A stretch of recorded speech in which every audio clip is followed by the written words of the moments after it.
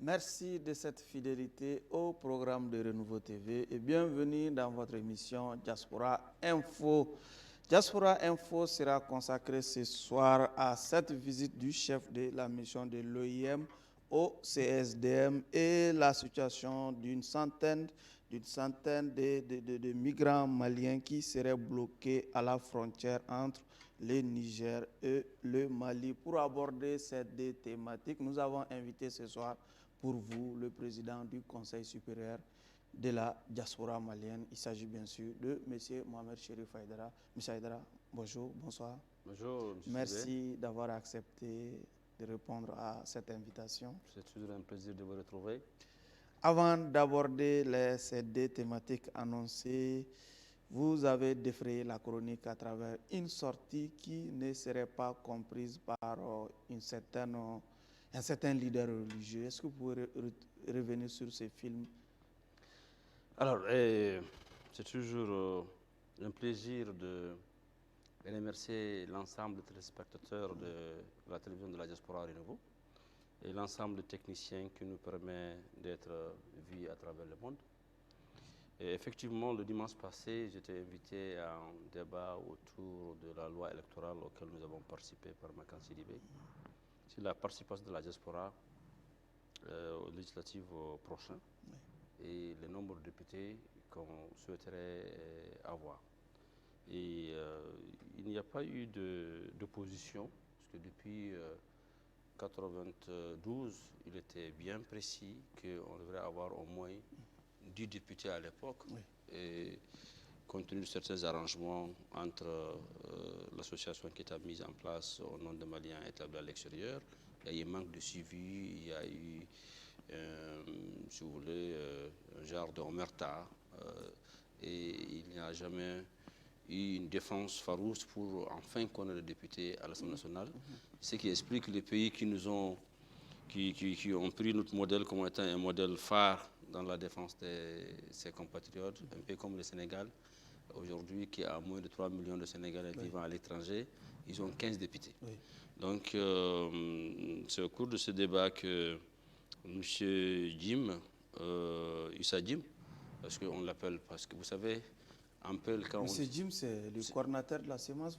L'ex-coordinateur de la semence, parce qu'il était, vous savez, une association, quand la majorité décide que vous ne méritez plus votre place et que vous démettez de vos fonctions, vous ne pouvez pas faire un recours. Donc, ça, c'est une cuisine interne. C'est une cuisine interne. Voilà, pour revenir à la question elle-même. Oui. Et il a dit sur le plateau que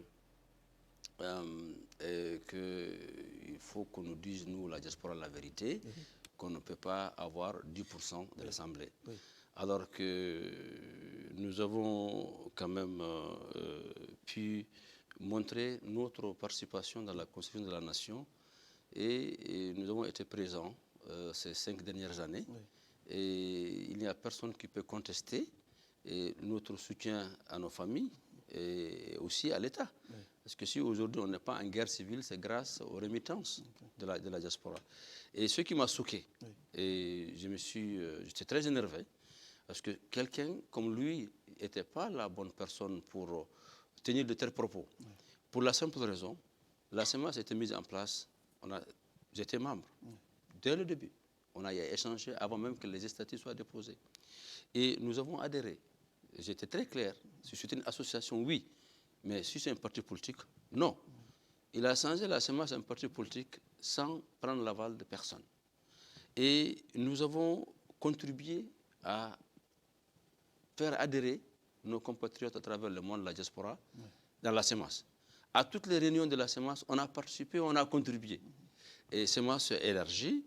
Et le très éclairé imam a fait comprendre que si de bonnes personnes, de bonne moralité, qui connaissent les problématiques du Mali et refusent de se mettre ensemble pour faire avancer le Mali, eh bien, simplement le Mali n'avancera pas.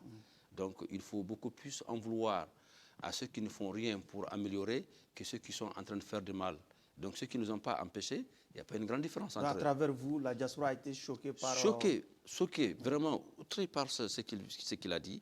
Est-ce qu'il a simplement dit qu'il faut qu'on me dise que cela n'est pas possible d'avoir 10%. Vous ne méritez pas vous 10%. Nous ne méritons pas 10%. Oui. Et ça, c'est inadmissible. Et ce que nous avons mis nos bureaux à Paris, aux États-Unis, à Abidjan, à Libreville, à Brazzaville, partout dans le monde, on a mis nos bureaux à la disposition de M5 RFP, diaspora que je salue. Et quand il y a eu un dénuement que tout le monde connaît aujourd'hui, et il n'a pas du tout défendu la diaspora pour qu'elle soit présente dans les institutions. Il s'est simplement lui-même dit, bon, finalement, l'objectif est atteint, et vous pouvez attendre plus tard. Avec tout, moi, je n'avais pas vraiment à le juger ou à le reprocher, bien qu'il était réprochable. Mais dire que nous, on ne mérite pas 10% de l'Assemblée, alors que les députés sont élus en fonction du nombre de la circonscription. Tu prends une région comme Taoudeni, il y a combien d'habitants? Donc, si 60 000 par député, nous, on est 6 millions. Même si on n'est pas 6 millions, même si on ramenait notre nombre à un nombre de 1 million, par exemple, tout le monde sait qu'il y a plus de 3 millions à Abidjan, en Côte d'Ivoire, comment est-ce qu'on peut dire, nous, on ne peut pas avoir 10% de députés à l'Assemblée? Alors, c'est ce qui a expliqué mon réplique. Et en le faisant, je m'adressais à lui. Parce qu'il y a beaucoup de gens qui ont mal compris par après, surtout nos cheikhs, nos ulémas, et il a voulu transformer ça. C'est que je me suis adressé à lui. Les propos ont été sortis de leur contexte. De leur contexte. Oui. Alors que j'étais simplement le disais que vous vous êtes inséré dans la vie politique de la nation, vous n'étiez personne avant par les religieux.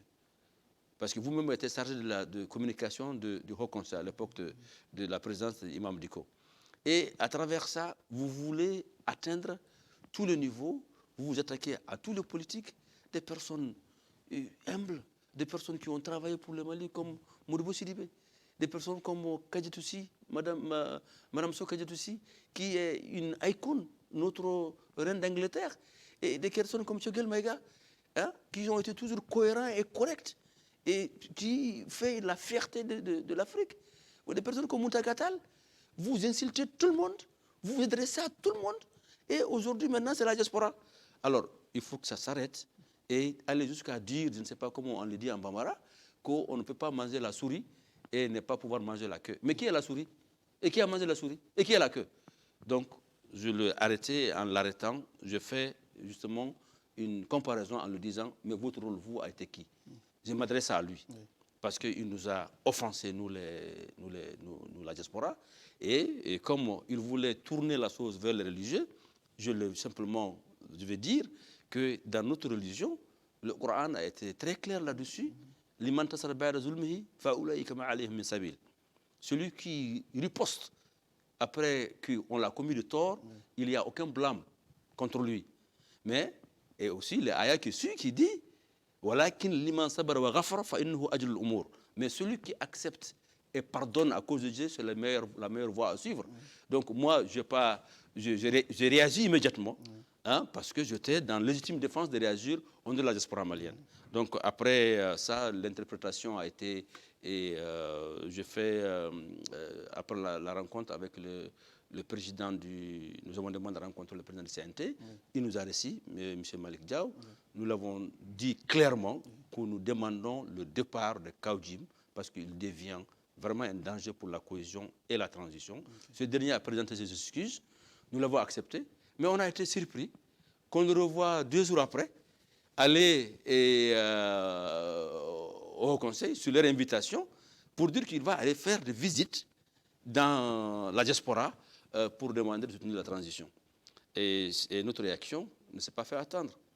Il n'est pas quelqu'un aujourd'hui qui sera le bienvenu. Il est une personne non grata au sein de la diaspora.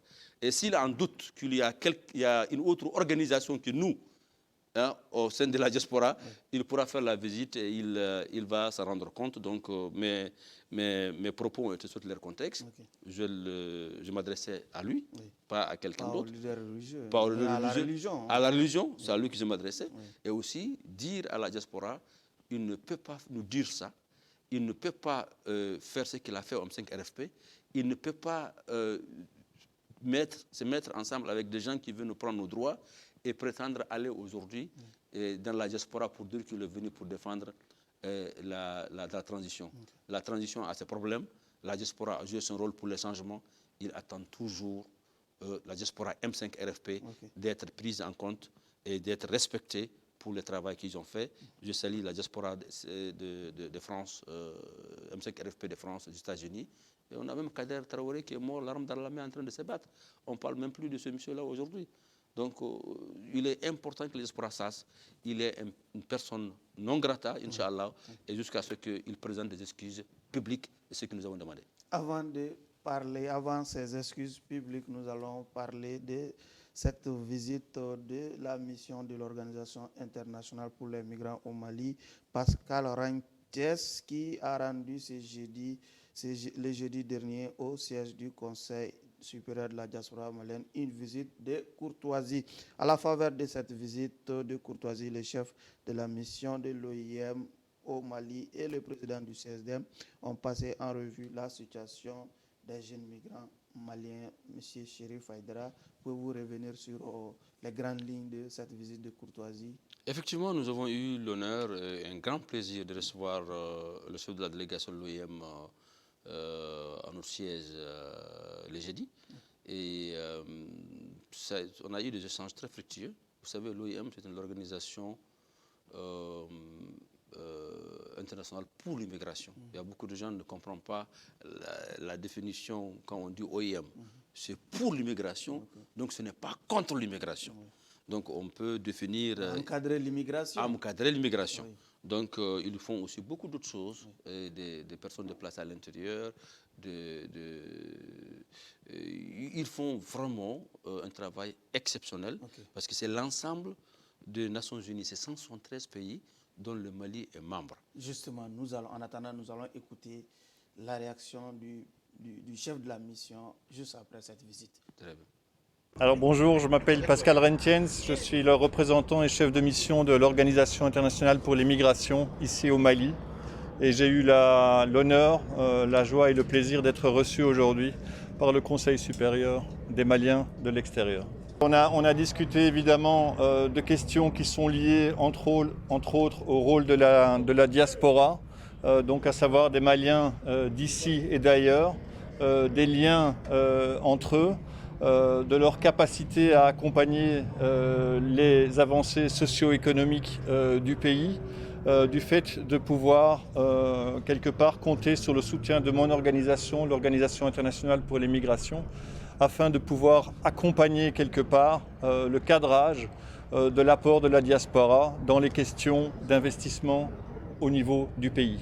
Le choix du CSDM fait partie des consultations qui se font naturellement par l'Organisation internationale pour les migrations auprès de tous les acteurs importants dans un pays dans lequel on travaille. Et le CSDM étant représentatif maintenant depuis 2015 et étant une organisation très active au niveau de la diaspora, il était tout à fait naturel à ce niveau-ci et à ce moment de mon passage ici au Mali, de pouvoir échanger avec la CSDM, son président, également tous ses membres sur la situation actuelle du pays et sur leur volonté de pouvoir accompagner les changements actuels au niveau du pays.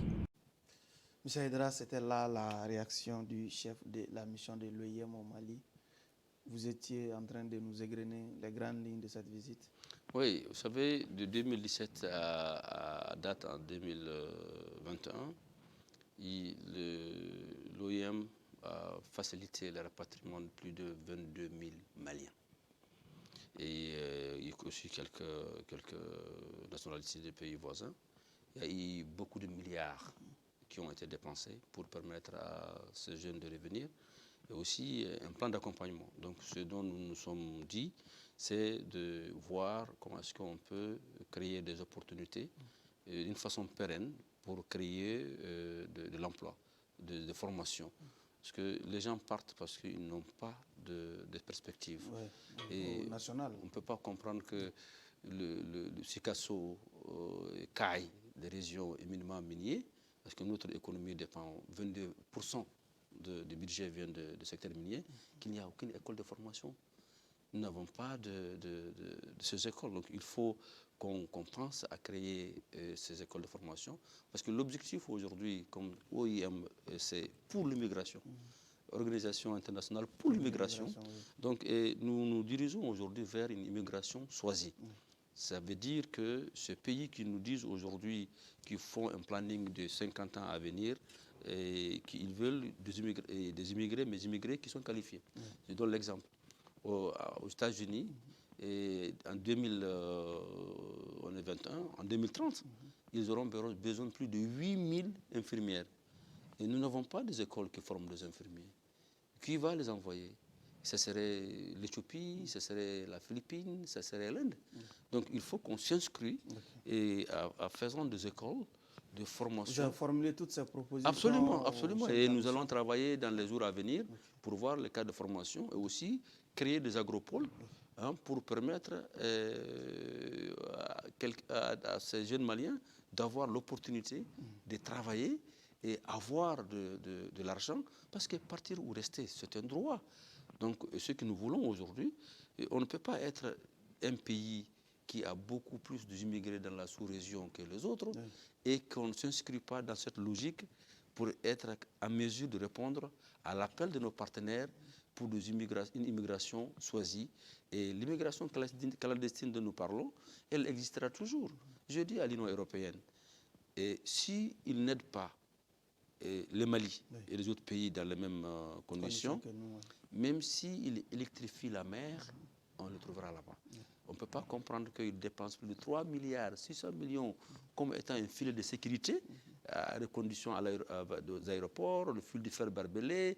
Maintenant, ils sont même en train de faire des contrats avec des fractions considérées comme des terroristes en Italie pour empêcher les immigrés d'atteindre leurs comptes. Ça ne marchera pas. Donc il faut qu'on se mette en cause avec l'OIM, de voir comment est-ce qu'on peut orienter ces efforts à faire des écoles de formation, à créer des agropoles pour permettre à ceux qui veulent partir être d'immigration choisie et en tout cas, ou ceux qui ne veulent pas partir puissent être ici au Mali, accompagnés sur place. Et pour ce faire, nous avons Sama Transfert avec lesquels nous allons travailler pour permettre à mettre en place vraiment un financement participatif. Ça veut dire, la nouvelle idée, c'est quoi? C'est qu'au lieu qu'on tend main au gouvernement ou à l'Organisation mondiale pour l'immigration, nous, maintenant, diaspora, on participera ensemble pour créer ces opportunités sans étendre des personnes qui tendent la main pour qu'on donne bien que pour tendre la main, c'est normal qu'on s'adresse aux Nations Unies pour des aides. Mais nous disons aujourd'hui, cette vision change parce que Covid a changé complètement le contexte mondial. C'est une récession économique mondiale. C'est une question qui remodèle complètement la façon dont le monde sera pour demain. Cause est devenu pour rester. Donc nous, CSDM, on s'inscrit dans la durée et surtout dans l'émergence du Mali en faisant des efforts mitigés pour permettre à chacun de partir ou de rester. Nous allons continuer à parler de la situation des migrants bloqués dans les frontières nigériennes depuis plusieurs jours. Près de 170 jeunes migrants maliens en provenance de l'Algérie sont enfin en passe de regagner Bamako. Monsieur Aïdara, est-ce que vous confirmez déjà cette information? Oui, c'est le lieu et le moment de remercier notre ministre Alhamdou avec l'ensemble de nos techniciens, la secrétaire générale, Madame Guindo, Boulaye Keita et tous ceux qui sont là-bas. C'est des gens très compétents, mais qui ont toujours manqué de moyens conséquents pour faire face. Et ils en font beaucoup, honnêtement. Et ces jeunes ont été bloqués au Niger depuis très longtemps. Et ils ont quitté hier à 10h du matin. Ils sont dans des bus. Et c'est le ministre Alhamdou qui a fourni énormément d'efforts afin qu'ils puissent résoudre le Mali. Ils sont 172, il y a un qui a perdu la vie, Allah yarham. Et Inch'Allah, ils seront là demain ou après-demain. Et ils reviennent. Il n'y a rien de plus difficile que de revenir. Les regards que tu croises, c'est que tu as échoué. Donc, ce que nous, nous avons demandé, il faudrait une prise en charge psychologique.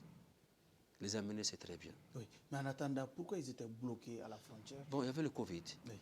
Et est-ce qu'il y a eu, moi j'étais au Niger il n'y a pas très longtemps, et les gens disaient que c'est parce que les Maliens sont rentrés par Gao, oui, et qui ont fait flamber le Covid au Niger. Donc il y avait le problème de Covid.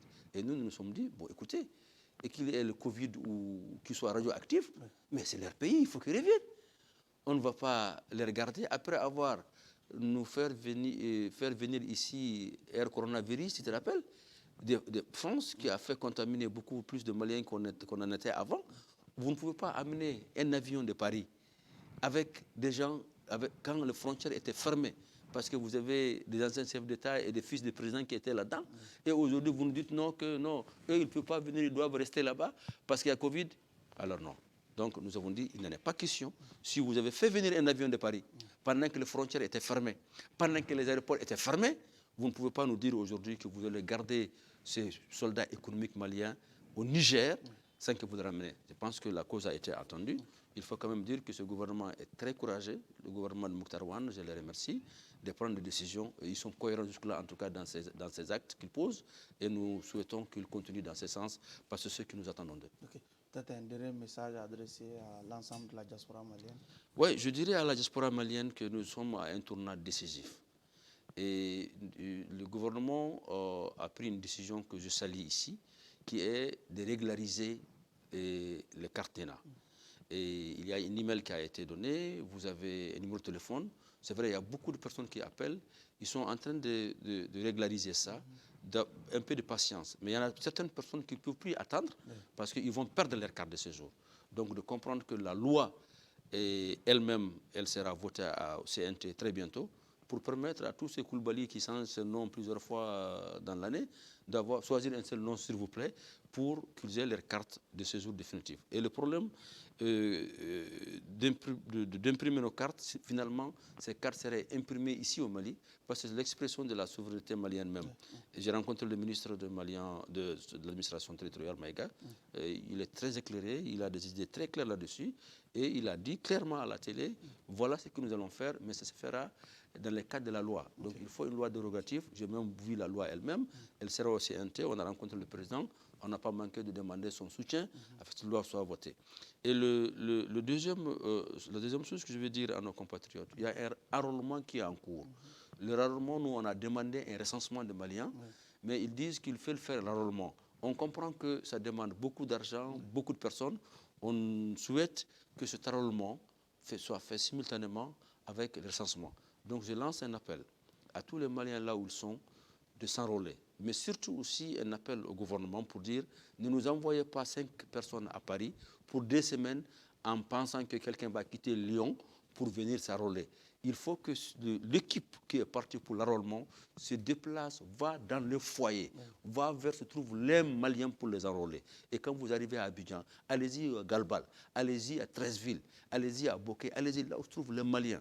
Et ça permettra aux Maliens de s'enrôler. Donc je vous appelle à tous les Maliens et Maliennes, fournissez un effort, enrôlez-vous.